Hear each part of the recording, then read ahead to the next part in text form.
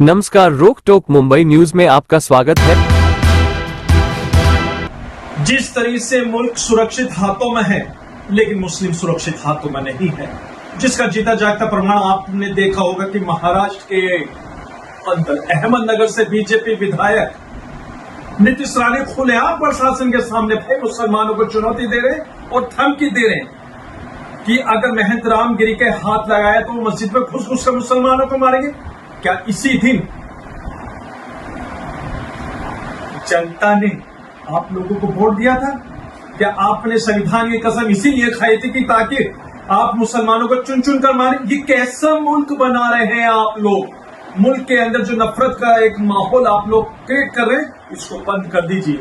कब तक एक समुदाय को आप टारगेट करते रहेंगे? अरे पैगंबर इस्लाम पर महंत रामगिरी ने अभद्र टिप्पणी करी, आप लोगों को तो उनके खिलाफ कार्रवाई करने की मांग करनी चाहिए थी, लेकिन आप लोग तो सिर्फ और सिर्फ एक मुस्लिम समुदाय को टारगेट करते हैं। लेकिन हाँ, ये कहता है कि जो जितनी ज्यादा हेट स्पीच देगा इतना ही इन लोगों का प्रमोशन होगा। आखिर हमारी केंद्र सरकार, महाराष्ट्र सरकार कर क्या रही है कि जो ये असामाजिक माहौल बनाने की कोशिश कर रहे हैं कुछ संवैधानिक पद पर बैठे हुए कुछ लोग, क्या उन पे लगाम नहीं लग सकती? क्या महाराष्ट्र सरकार इतनी कमजोर हो गई है? क्या बीजेपी विधायक के खिलाफ एक्शन नहीं ले सकती?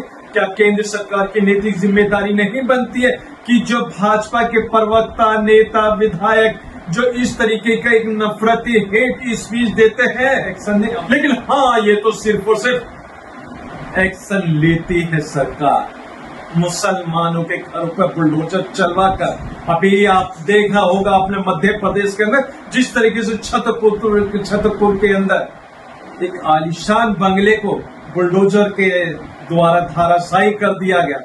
ये है मुसलमानों के खिलाफ एक माहौल बनाने की कोशिश।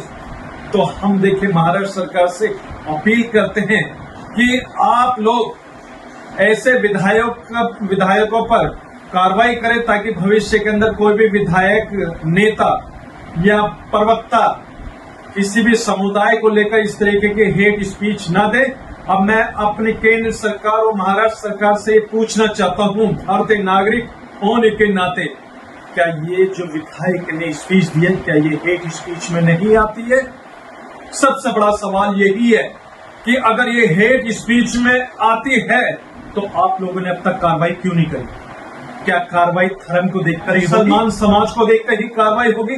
बंद कर दीजिए इस तरीके से देश के अंदर एक भेदभाव वाली बात। जबकि मुल्क के वजीर आजम तो कहते हैं कि सबका साथ सबका विकास, लेकिन आप लोग सबके साथ की जगह सिर्फ और सिर्फ अल्पसंख्यक का विकास की जगह सिर्फ और सिर्फ विनाश चाहते हो।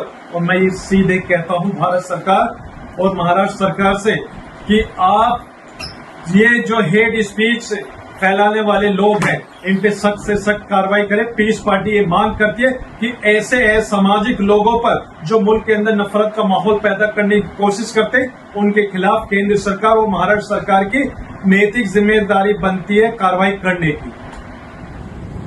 गटारीतील डुक्कर नितेश राणे पहिल्यांदा कमळ गेलेला आहे, ती पहिलं काढ। अरे तुझी अवकात काय आहे जरा तुझ्या मनाला विचारून घे। या भाजप सोडलं होतं, पण कमळ फुलवण्याच्या नादात या नितेश राणे या डुकराने अख्ख्या महाराष्ट्राचा चिखल केलेला आहे। अरे नित्या, तुझ्या तोंडात आणि ढुंगणात तर कमळ गेलंच, पण तुमच्या तिघांच्या पण तोंडात आणि ढुंगणात कमळ आहे, लक्षात ठेव। ती पहिलं काढा। अरे डुकराला लोकसभेला, तुला, तुझ्या बापाला, तुझ्या भावाला प्रचार यंत्रणेमध्ये कुठंही घेतलेलं नाही। त्याचं कारण तुम्ही भाजपच्या गटारीतील डुक्कर आहात, तुमची अवकात नाही आणि तू फक्त एकच काम करू शकतो, महाराष्ट्र